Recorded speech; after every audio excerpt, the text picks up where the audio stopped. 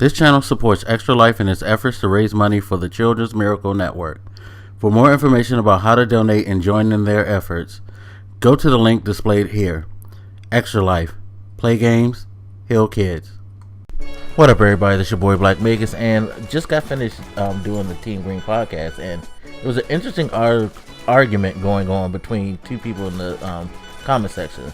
Big Fry, who was on the show, and a viewer named Crunk Girl, and their argument fascinated me because we had just got finished talking about how the start of this generation was. I mentioned how I didn't feel like the start of the last generation was as good as this generation,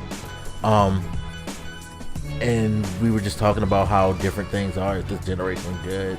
I reflected on what I usually say is that, you know, we always have the same argument, and I feel like his argument with her kind of solidified that, because he in one turn brought out something that I forgot, that showed me that, hey, I forgot some things. Like, he mentioned how in the second year you had games like Uncharted, Call of Duty, Assassin's Creed, which I don't know if I would have used that one because that game was not that good, but you had some big name titles that came out in that second year, and I was saying that I think the third year is usually when things really solidify with the console. But even still, there were some good games that came out, some notable titles that came out.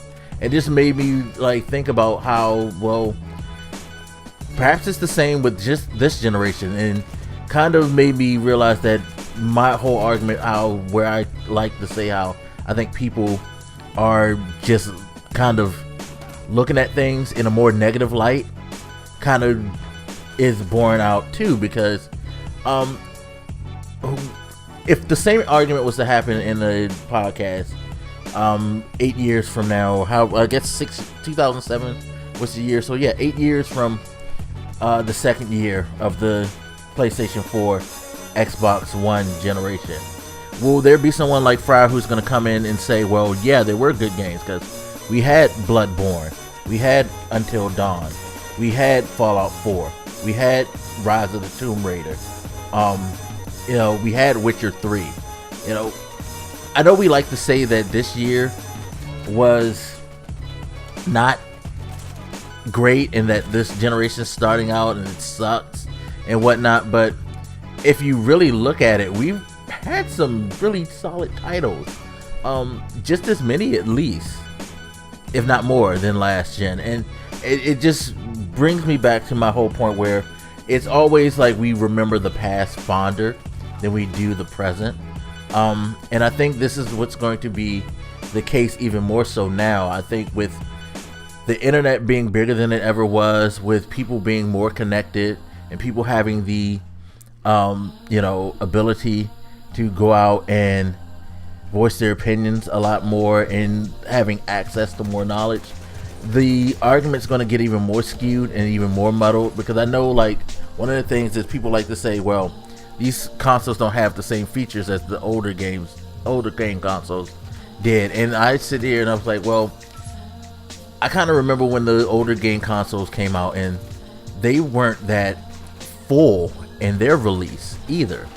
Like, I remember PlayStation 2 didn't get online gaming until well after Xbox, because it was something that they didn't, neither console had at launch, first of all. But once Xbox Live launched and was a hit, PlayStation decided, well, we need to add a modem too, and they did so. They were that step behind there, but we're never going to feel that way, I think, because if you go back, like I went back and I looked up the PlayStation 2 and I look at the list of things that they say that they had, like you could play movies, you could play CD discs, things like that. It's like, yeah, you can play movies and Blu-rays on the PlayStation 4, but you can't play music discs no more.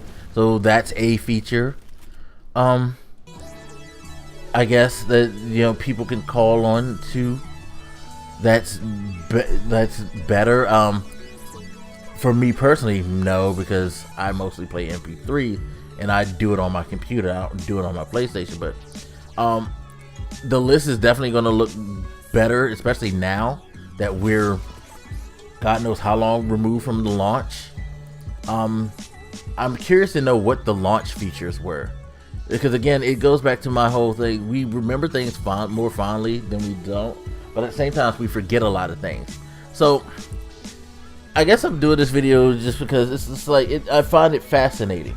This the way that things are remembered, things are viewed. I think it goes back to something I've said time and time again. It's all of subjective opinion, and it's all, you know, it's pretty much all about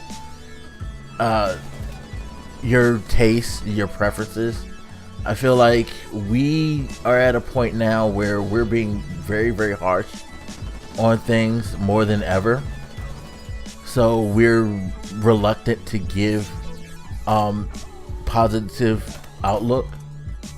At the same time, yeah, things were done differently back in the day that we preferred, that we appreciated. So it's going to be weird, and it's going to continue to get worse. I think the argument's going to continue to worsen, and I think it's going to people are going to continue to, like, kind of, the perspective is going to be more skewed more than ever.